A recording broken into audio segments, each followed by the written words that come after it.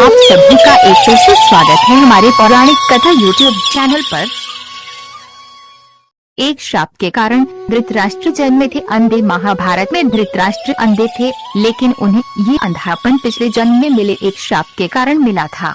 धृतराष्ट्र ने ही गांधारी के परिवार को मरवाया था, लेकिन क्यों मिला था उन्हें अंधे होने का श्राप और क्यों मरवाया था? उन्होंने अपनी पत्नी गांधारी के परिवार को, भीम को मार डालना चाहते थे। धृतराष्ट्र भीम ने धृतराष्ट्र के प्रिय पुत्र दुर्योधन और दुशासन को बड़ी निर्दयता से मार डाला था। इस कारण धृतराष्ट्र भीम को भी मार डालना चाहते थे। जब युद्ध समाप्त हो गया तो श्री कृष्ण के साथ युधिष्ठिर, भीम, अर्जुन, नकुल और सहदेव महाराज धृतराष्ट्र से मिलने पहुँचे।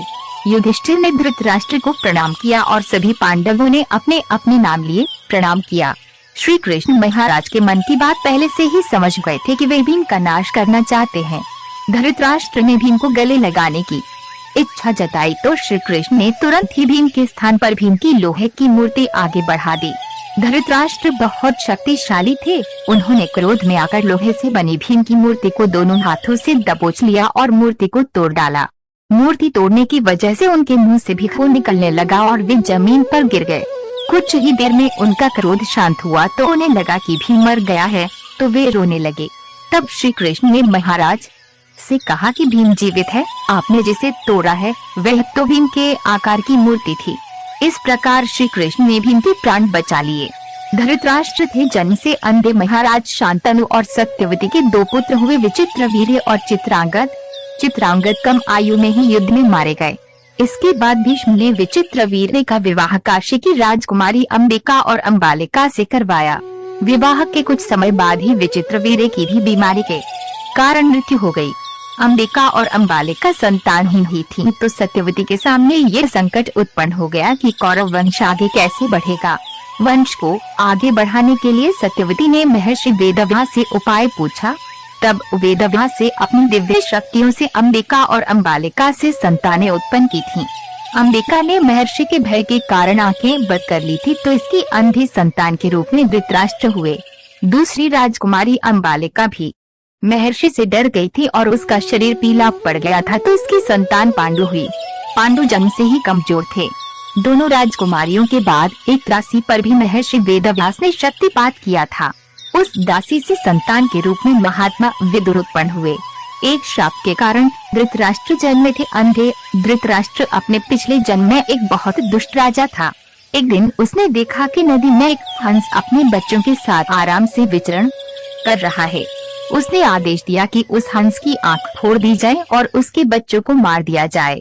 इसी वजह से अगले जन्म में वे अंधा पैदा हुआ और उसके पुत्र भी उसी तरह मृत्यु को प्राप्त हुए जैसे उस हंस के।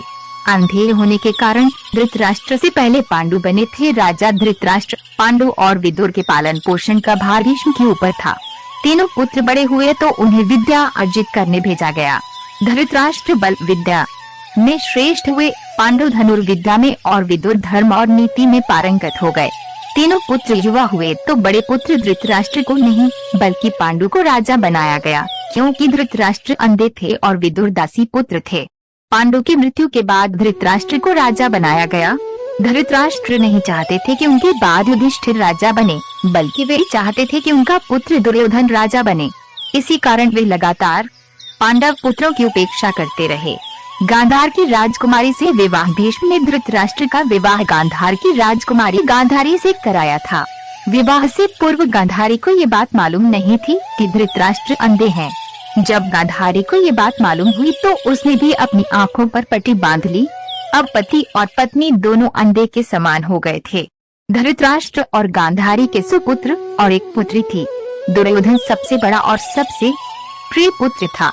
दुर्योधन के प्रति धृतराष्ट्र को अत्यधिक मोह था। इसी मोह के कारण दुर्योधन के गलत कार्यों पर भी वे मौन रहे। दुर्योधन की गलत इच्छाओं को पूरा करने के लिए भी हमेशा तैयार रहते थे। यही मोह पूरे वंश के नाश का कारण बना।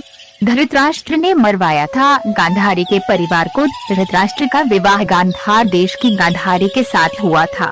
गांधारी की कुंडली में दोष होने की वजह से एक साधु के कहे अनुसार उसका विवाह पहले एक बकरे के साथ किया गया था, बाद में उस बकरे की बलि दे दी गई थी। यह बात गांधारी के विवाह के समय छुपाई गई थी। जब धृतराष्ट्र को इस बात का पता चला तो उसने गांधार, नरेश, सुबाला और उसके 100 पुत्रों को कारावास में डाल दिया और काफी यातनाएं दी। एक एक करके सुबाला के सभी पुत्र मरने लगे। उन्हें खाने के लिए सिर्फ मुट्ठी भर चावल दिए जाते थे। सुबाला ने अपने सबसे छोटे बेटे शकुनी को प्रतिशोध के लिए तैयार किया। सब लोग अपने हिस्से के चावल शकुनी को देते थे ताकि वह जीवित रहकर कौरवों का नाश कर सके। मृत्यु से पहले सुबाला ने धृतराष्ट्र से शकुनी को छोड़ने की विनती की, जो धृतराष्ट्र ने मान ली। सुबाला ने शकुनी को अपनी रीढ़ की हड्डी का पासे बनाने के लिए कहा, वही पासे कौरव वंश के नाश का कारण बने। शकुनी ने हस्तिनापुर में सबका विश्वास जीता और 100 कौरवों का अभिभावक बना। उसने न केवल दुर्योधन को युधिष्ठिर के खिलाफ भड़काया बल्कि महाभारत के युद्ध का आधार भी बनाया और धृतराष्ट्र चले गए वन में। युद्ध के बाद धृतराष्ट्र और गांधारी पांडवों के साथ एक ही महल रहने लगे थे। भीम अक्सर धृतराष्ट्र से ऐसी बातें करते थे जो कि उन्हें पसंद नहीं थी। भीम के ऐसे व्यवहार से धृतराष्ट्र बहुत दुखी रहने लगे थे। वे धीरे धीरे 2 दिन या 4 दिन में एक बार भोजन करने लगे। इस प्रकार 15 वर्ष निकल गए। फिर एक दिन धृतराष्ट्र के मन में वैराग्य का भाव जाग गया और वे गांधारी के समस्त व्रत कथाओं को सुनने के लिए आज ही हमारा चैनल सब्सक्राइब करें और हमारे नई व्रत कथा का नोटिफिकेशन पाने के लिए बेल आइकन दबाना न भूलें।